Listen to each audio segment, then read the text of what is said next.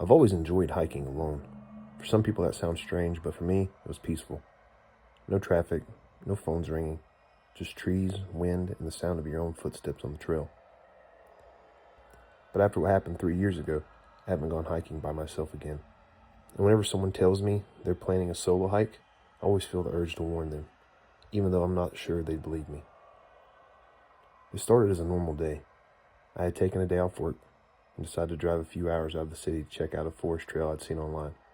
It wasn't very popular, which actually makes it more appealing to me. I like the quiet trails, the ones where you could walk for miles without seeing another person. The weather was perfect that afternoon, cool but not cold, with just enough sunlight filtering through the trees to make the forest look almost golden. I parked near the trail entrance, grabbed my backpack, and started walking. My plan was simple: hike up to a viewpoint I read about, take a few photos, enjoy the sunset, and then head back before it got dark.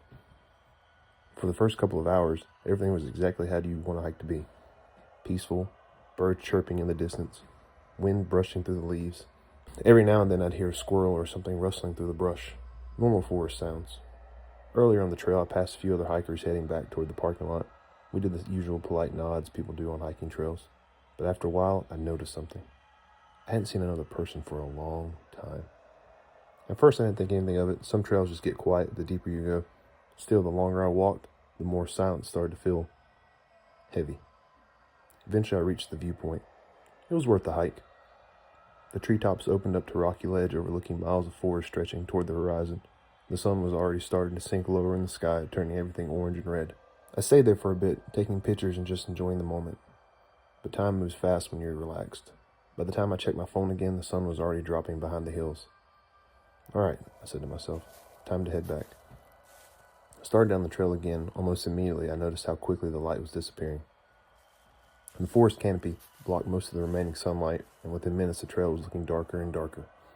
Still manageable, but definitely darker. I pulled out my phone just in case I needed the flashlight later. That's when I heard it. Footsteps. Somewhere behind me. At first I didn't think much of it. Someone else could have been on the trail heading back.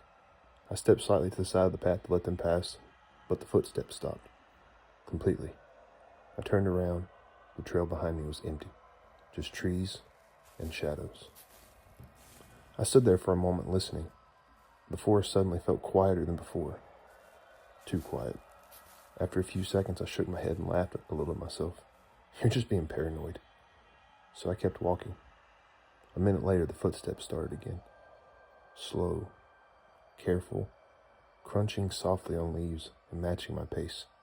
I stopped walking. They stopped. I turned around quickly and turned on my phone's flashlight, shining it down the trail.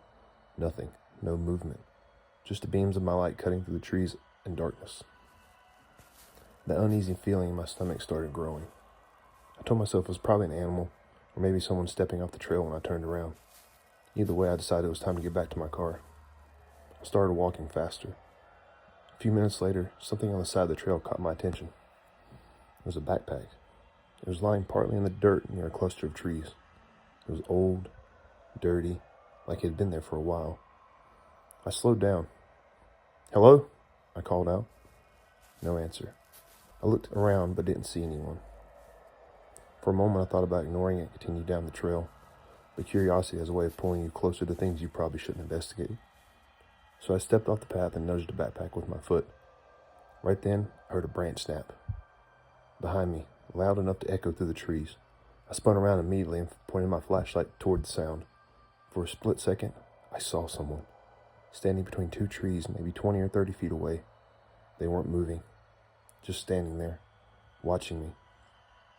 The light barely reached him, but I could make out the shape of a person. Tall, still. Something about the way they stood there felt wrong.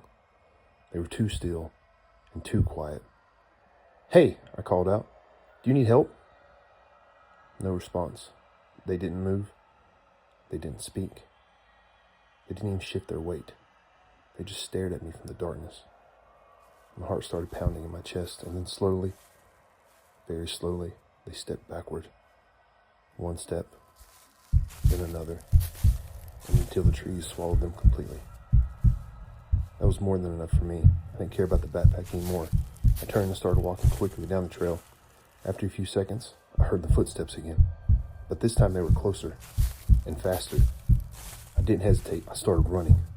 Branches scraped against my arm, and I rushed down the dark trail. My phone's flashlight bounced wildly, barely lighting the ground ahead of me. Behind me, I could hear something moving through the leaves.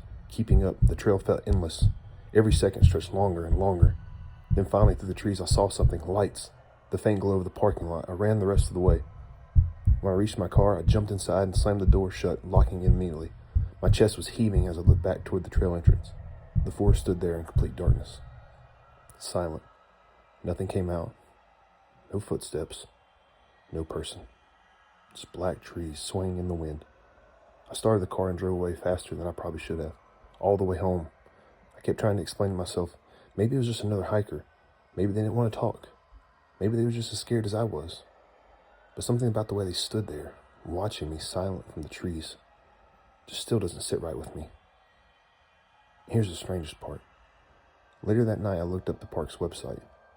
The trail had officially closed 2 hours before I even started my hike, which means if someone was out there in the forest with me, they weren't supposed to be either.